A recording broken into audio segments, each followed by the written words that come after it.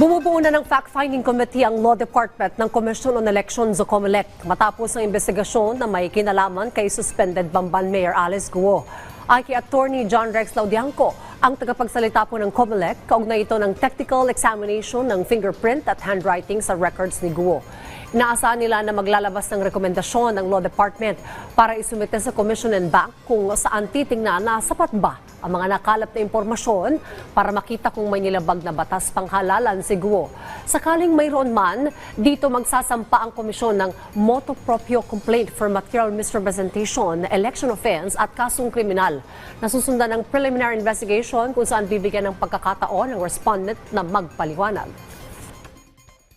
Kung sakali talagang may probable cause sa pagkakalabag ng batas panghalalan, ang kasunod na po nito, filing ng criminal information sa Regional Trial Court. Siguro po matatanong nyo, bakit sa RTC? Una po sa lahat, yan ang itinakda ng batas ayon sa Omnibus Election Code. Pangalawa, dahil ang election offense po ay may parusang pagkakakulong na 1 hanggang 6 na taon, may pagkakatanggal ng karapatang bumoto, merong perpetual disqualification to hold public office, kailangan po korte ang magdesisyon dito.